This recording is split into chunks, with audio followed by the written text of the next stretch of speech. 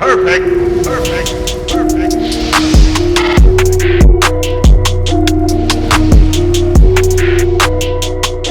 What is going on, everyone? I go by RB, and this is Philly Take with RB. Now, if you've been enjoying the content of this channel, just take a second for me. Go ahead and smash that like button. It really helps me out, guys. And if you're new to the channel and you want to stay updated on some great Philly content, well, be sure to hit that subscribe. So today, I want to talk about something that has been on my mind now for a few days.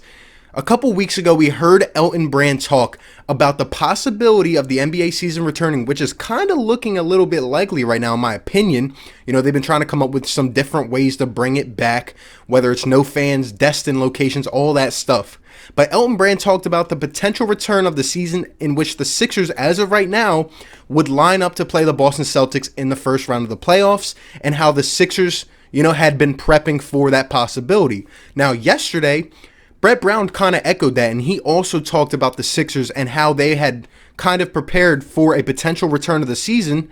And, obviously we're just looking at a speculatory view right now. We don't know, if we would play more games before the playoffs, or, how things would end up shaping out, if everyone would be healthy or not. But as of right now, we're just looking at it, and I'm looking at it as if everyone is healthy and, guys are able to play, and this ends up being the playoff matchup if the season returns. So Brett Brown talked about it as well, and how the Sixers would plan for something like that.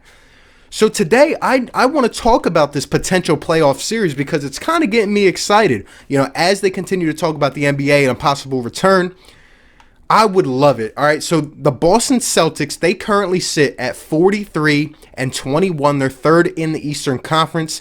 The Philadelphia 76ers sit at 39-26, not too far off, and they are in the 6th seed right now. We know the kind of seasons that these two have had. The Boston Celtics, I feel like they started off just a little bit slow with the addition of Kemba Walker and the departure of Kyrie, but they picked it up. They caught that rampant pace, and they really went on a big run and didn't look back. And the Sixers, we've had our up moments this year. We've had, times where we looked like we could have the best defense in the league. But overall, I would say this team has underperformed, and I'm sure most of you guys would agree with me.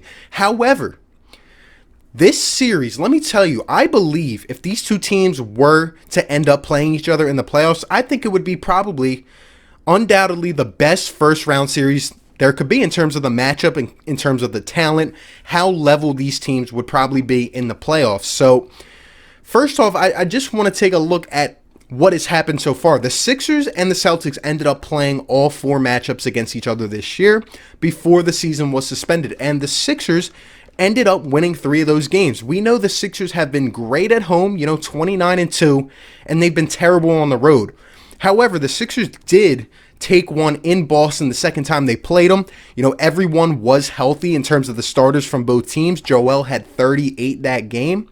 I believe that was the game after the game where he got called out by Shaq and Chuck. And that was an interesting game. That was an interesting game to see Joel bounce back as well as he did and play that way on the road in a hostile environment where it's always tough to play in Boston. If we look at the other matchups, like the third time we played them in Philadelphia, the Sixers had won. The fourth time, Boston had wiped the floor with the Sixers by like 20, and Kemba didn't even play. So it's been, lopsided in terms of both sides, depending on what matchup you look at. Surprisingly, the first matchup that we played them was probably the best one to look at because everyone was healthy. It was the start of the season.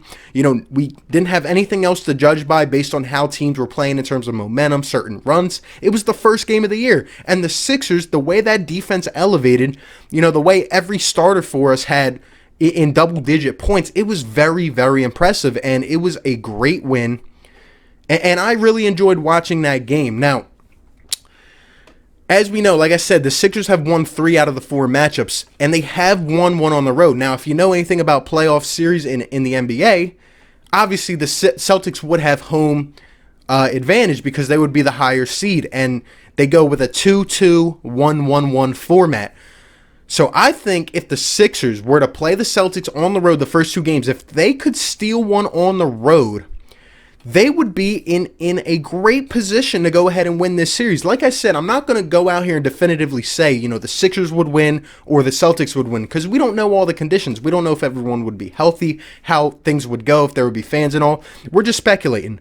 But I think the Sixers would have a good chance to win this series. So, like I said, if we could steal one on the road in terms of the first two, and we come home and we play in the Wells Fargo, if there are fans, where the Sixers are 29-2 and pretty much unstoppable, and Boston, by the way, is very good at home as well, so it would be hard to take one on the road. But if the Sixers did that, came home, and were able to take two straight, I believe we could win one of the next three and take the series. I think that would be a big advantage, for the Philadelphia 76ers, and it would put pressure on Boston to get on it from the get-go, As we look in terms of the player matchups, I think this would be an insane series. And to me, it comes down to three certain factors, all right?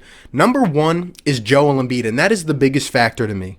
How is Joel going to come out and perform? Is he going to be consistent? Is he going to be aggressive? Because we saw it, like I said, in the second matchup of the year, Joel Embiid played like he had a real chip on his shoulder after getting called out, and he completely dominated the Boston Celtics. And let me say it right here. Not even being, as biased as a Sixers fan, I say it myself. There are only a couple people in this league that can guard Joel Embiid. Nobody on the Boston Celtics can handle Joel Embiid. Daniel Tice cannot handle Joel Embiid one-on-one. But as you start to look in terms of the coaching, Boston obviously has a huge advantage. We saw it a couple years back, the way, Ben Simmons was fresh into this league, and he was just on a rampant run that year, and it was like no one could really stop him, even though they knew what he was doing. So he can lock him up. And there's something, getting back to Joel Embiid, that Brad Stevens does, and I watch it every single time we play the Celtics. Actually, a lot of coaches use it, but especially Brad Stevens, because he is so smart. Anytime Joel Embiid turns his back, and as soon as he goes to put the ball down, Boston sends two people at Embiid. He forces him to throw the ball out to the perimeter. Now, like I said, coaches have done this, but in terms of last year, I would trust JJ Redick to, go ahead and hit a three. I would trust Jimmy Butler to find his own shot. This is where it could be at a disadvantage, because if Brad Stevens continues to do that, if he continues to apply that pressure to Joel Embiid, as soon as he dishes it out, there's not really one guy on the Sixers that I can say, I trust that guy to consistently make threes throughout a series. But if Joel Embiid could find a way to get around that, if he could just power his way through, maybe go to the line 10 times a game, it would be a big advantage. Nobody on the Boston Celtics could stop Joel Embiid. It's all about his attitude and how he approaches the game, and he has to play smart if this happens. And Joel Embiid is one of the main factors for me. The next one is Ben Simmons, which we kind of hit on already. We know what Brad Stevens does to Ben Simmons. Now, don't get me wrong. Ben Simmons has had some good games against Boston this year, right? He had 24, he had 19, 23 against Boston. Even on the road, he's played well. But when it comes to the playoffs, coaches slow things down. They put it in the half court, and we've seen this Ben Simmons effect. See, the difference from 2 years ago to now, it really isn't that big. I would understand now if Ben Simmons was at least attempting jump shots, but look, man, Ben Simmons is kind of in the same situation. Obviously, he's a smarter player. Obviously, he has more experience. He's, a little bit more physical and stronger, and he's improved his game. But the number one thing, like I said, when it comes to the playoffs, you have to have people who you can rely on to shoot. And Ben Simmons is still not that guy. We saw it last year. Some games when like Toronto didn't pay as much attention to Ben, he was going off. But some games he was completely irrelevant. He did not look like he knew what he was doing. And I know Brad Stevens is a smart coach, and he would be able to kind of do that to Ben Simmons, slow him down in the half court, take him off the ball, and we would really have to rely on Ben Simmons to, capitalize on cutting or getting guys open based on maybe screens or whatever. But like I said last year or the year before, Simmons would find his own way and get around a defender, draw on another one, and kick it out to Robert Covington or JJ Redick, Saric, Butler. But now I can't count on Tobias Harris to go ahead and hit 5 threes a game because he hasn't shown me that he can do it consistently. I know Brad Stevens would be able to negate Ben Simmons in a lot of different ways, and that scares me. It's all about how Ben Simmons would be able to stay engaged, how Brett Brown would continue to get him open and kind of put him in different situations to avoid, mirroring what we saw last year in terms of what Toronto did to Ben Simmons some games, because he was completely taken out of the equation. So Joel Embiid and Ben Simmons are big in this. And then the last thing comes down to shooting. Like I said, you look at Boston, right? They have 4 guys averaging above 17 points a game, which is crazy. These guys really picked it up. Jason Tatum, Jaylen Brown, Gordon Hayward, Kemba Walker, and then you have Marcus Smart, who averages above 13 a game, but he's a horse on defense, and we know how things get physical between the Sixers and the Celtics. When you look at the Sixers, they only have 2 guys averaging above 17 points. Even though Ben Simmons is at 16 and he'll give you, a triple-double. Like I said, the playoffs are a different story. Tobias averages almost 20, but can I count on Tobias every night to give me 20? I cannot, especially if he is going to be one of the main ball handlers, one of the main guys who we need to score. I can't say I count on him that much. It comes down to Joel Embiid, who's averaging 23. It's down. His production is down from the last couple years. He would have to step up. And in terms of Al Horford, this would be a huge question. What do we do? Do we bring him off the bench? I hope Brett would not play these guys together, because he has talked about it still. And even though he's seen that it works bringing Al off the bench, I can't trust Brett. A couple years ago, the way that he mismanaged the clock in certain situations, letting the Celtics go on a 20-point run, not calling a timeout, it's terrible. You can't do that against good teams.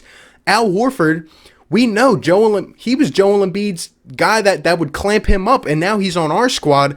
But let's not forget either, Brad Stevens, I'm sure he has a notebook full of stuff ready to go and ways to negate Al Horford if he doesn't already, see that Al Horford has not played that well with the Sixers. If Al Horford was to get going, I'm sure Brad Stevens, if anyone, would have ways to kind of go at him and get him out of his rhythm. Josh Richardson, I can't count on him to give me points every night. Even if we look at the bench, right? Furkan Korkmaz can shoot the lights out when he's on. But if he's not on, if guys on our bench, Alec Burks, who I've seen up and down so far with the Sixers, guys like Matisse Thybulle can hit a shot, but after the injury, he's been inconsistent. Glenn Robinson, I don't know what I'm getting from him.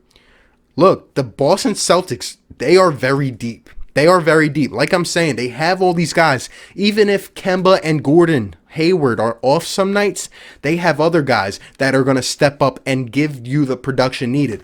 Do the Sixers have that? I do not know. I would have to see it to believe it. I think this would be a good, series of matchups. It would really come down to the individual matchups. But in terms of offense, the Boston Celtics sit at number 5 in the league in offense, and the Sixers are at number 18. And that really is just not going to cut it. That is not going to cut it. Like I'm saying, man, the Celtics have many options that they can go to. It doesn't just have to be one guy.